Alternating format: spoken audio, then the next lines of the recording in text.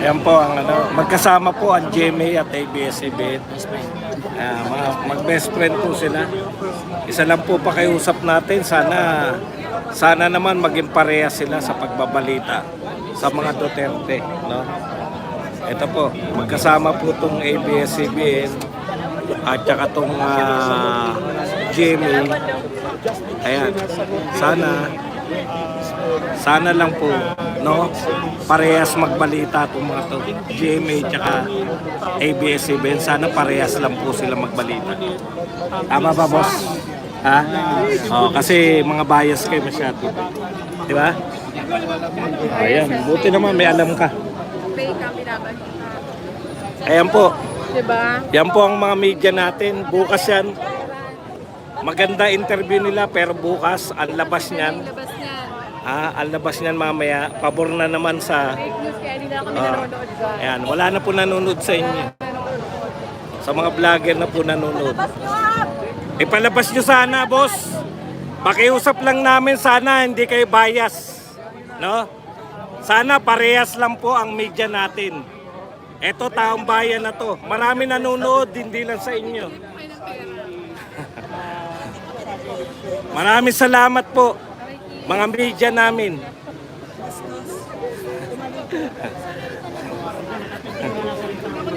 Thank you very much sa inyo. Ayan, ganyan sila. Mas maganda pa yung 25. Talaga pinaparinggan.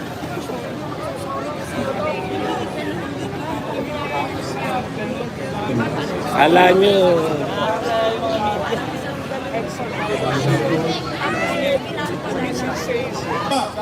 ang lahat ay magkakaroon ng pagkain sapagkat madami po ang nagdodonate. ayun! May mga tubig, hawak po muna hawak. Pakiusap. Alas 7 na. I-picture muna natin ang ating mga media. Hawak muna kayo Ayan. mga kapatid. Ang mga narito po na media ay Attention kay Irene, please.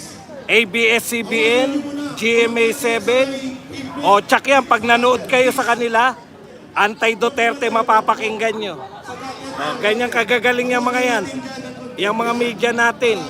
Nag-i-interview rito pero pagdating sa balita nila, anti-Duterte. Don't worry po. O, yun, yung dalawa nag-interview na yun. Dilagang saging. O, ABS-CBN yun, tsaka GMA. Pag nagbalita yan, dalawa na yan, anti-Duterte na. Ayan, sila. Ayan, yung mga reporter na yan. Pag binalita nila yung mamaya, anti-Duterte na sila. Yes. Ganyan kalulupit. Okay. Balik tayo. Balik. Buhay pa ba? Okay pa ba tayo?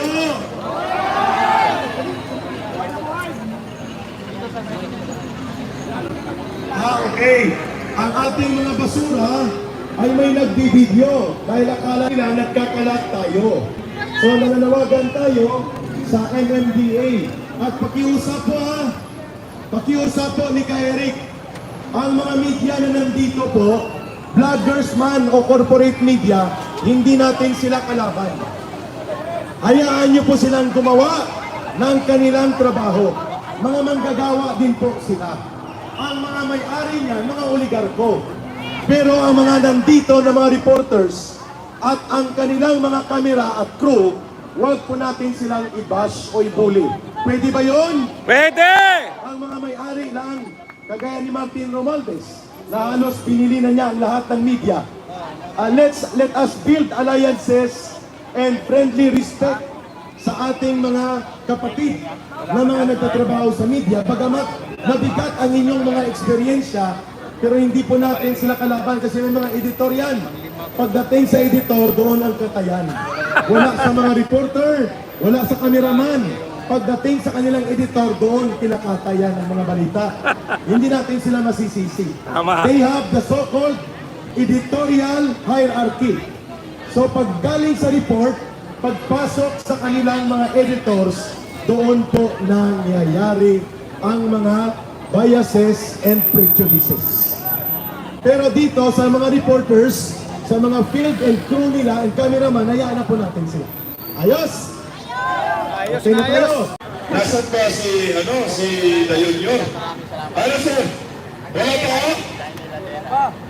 Ay, Filipino Guerrilla Forces, nasa na kayo? Ay, habang wala pa ako, pasalitain po muna natin itong magaling na political vlogger na nandito. Ayan, palakpakan po natin ang isa sa pinakamagaling na political vlogger. Siyempre, bigyan natin ng moment yung mga political vloggers nandito. Badong! Aratiles!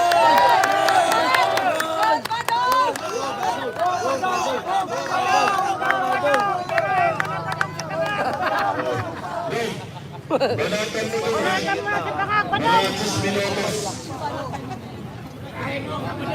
Yun, banatan mo! Banatan mo, baka banatan mo ng iba! Magandang araw sa ating lahat, no? Ngayon pong gabi ito, natutuwa tayo dahil ito na po ang pinakamalaking bilang. Padagdag tayo ng padagdag araw-araw. Bukas, mas marami na tayo. Aabutin natin ang 500,000. Pag iabot natin ang 500,000, may bago na tayong Pangulo. Ayon nga kay Bongbong, pangarap yan, pangarap. Ang ating Pangulo, alam po ninyo, na pag nangako, sasabihin, 20 pesos ang bigas, sasabihin, hindi natin kaya yan, pangarap lang. Ang ating Pangulo, hindi niya maintindihan na yung pangarap ng mga Pilipino at pangako nila, kaya sila binoto dahil pinangakuan nila, pinamatan nila yung pangarap ng mga Pilipino. Pero ayon sa administrasyon ni Marcos, ang pangako ay nangangahulugan na hindi matutupad. Sanay na sanay. Mga kapatid, ngayon lang po, kanina, pabida na naman ang ating Pangulong Marcos. Bakit? Pinakakalat nila kasabwat ni Tunying. Huwag po kayo maniwala na bumaliktad na si Tunying. Pinababago lang ni Tunying. Pinababago lang ang pangalan ni Marcos. Bakit? Ayan po, katulad yan.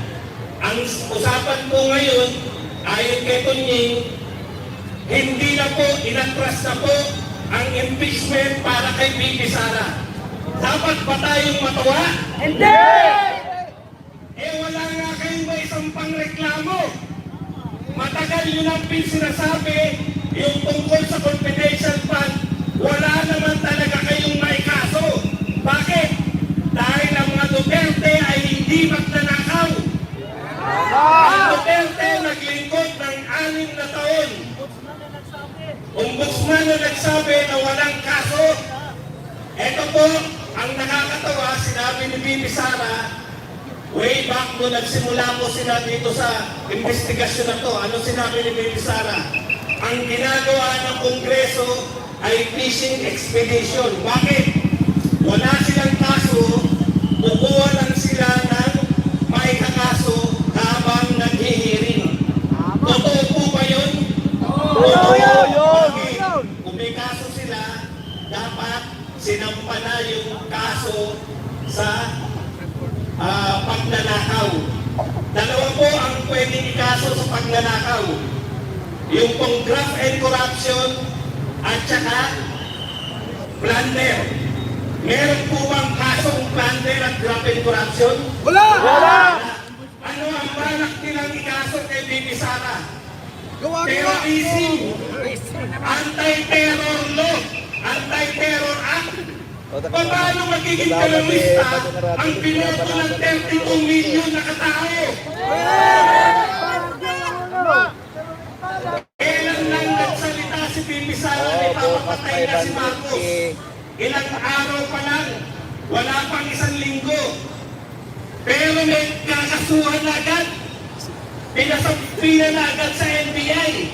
Ano ibig sabihin? Nakakuha sila ng ikakaso dahil sa kanilang ginagawang investigasyon.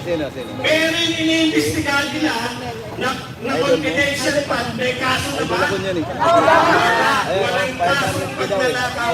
So malinaw na ito po ay fishing expedition. Naghihintay sila na may masabi ang mga Duterte. Naghihintay sila, impinahin ng Duterte. Pag may nasabi, kakasuhan nila. May nasabi ba yung mga Duterte? Meron. Bakit nagsalita si Bibi Sara? Na pag siya namatay, may kinausap na siya maghiganti. Kasi may panuta sa kanyang buhay. Di ba? Tama! Bakit nyo siya ititimanda sa sinabi niya na pinagtatanggol niya lang ang kanyang buhay kung siya ay mamamatay? Tsaka lang kilala na po namin kung sino po ang hinay. Kaya pala takot na takot ang Malacanang. Ang kinausap ni Bibi Sara ay si John Wick.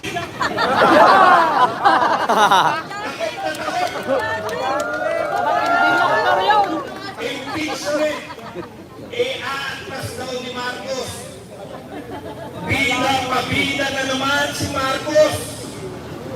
Wala naman kayong pinakaso. Ano yung aatras nyo? Natatakot! Wala naman kayong pwedeng ikaso kay Bibi Sara. Ano ang iaatras ng kaso? Pinaglulupod ninyo ang mga Natatakot na! tao. Nanginginig ng yagbol! Nagpapabangunan kayo, hindi na kami magpapabudol. Kasuhan nyo si Bibi Sara nang mapahiya kayo sa mundo. Tama! Nanonood sa atin, ang nagaganap ngayon ay pinanonood ng buong mundo.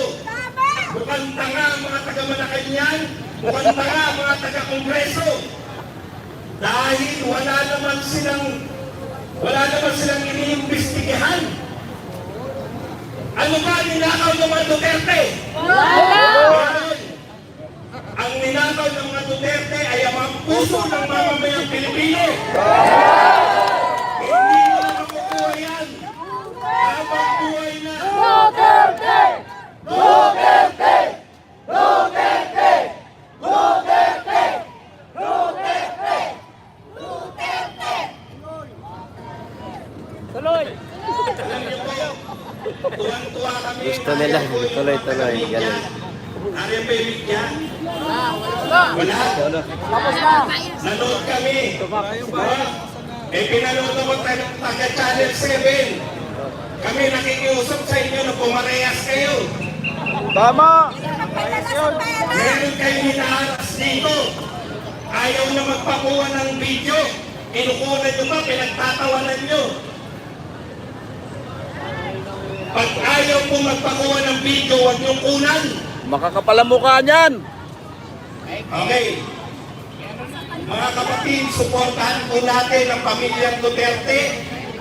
Sabi po, marami kami mga viewers nagsasabi, Batong, konti lang naman tayo. Tsaka na kami pupunta pag dumami na. Pag milyon na. Mami, moment ko muna to.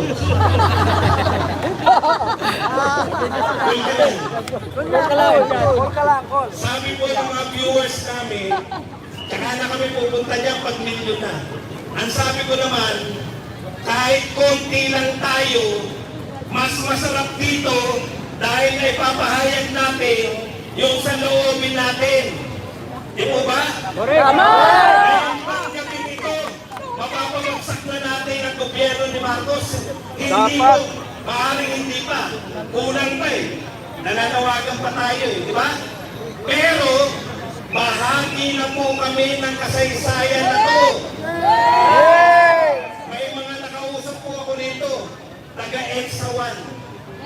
Inanong ko, milyon na ba kayo kagad doon nagsimula? Nagsimula kami sa ganon, 100, 200. Ito po. Sibot sa kilo ang kasama ko nung araw. Dito sa welcome rotunda kami. Mamot ko muna to. Isandaan, 200, umabot man milyon. Tayo, pang ilang araw pa lang natin to, libo-libo na ang narito. Tama! Maraming salamat po. Duterte! Duterte! Duterte! Duterte! Duterte! Asan na yung cellphone ko? Wala na.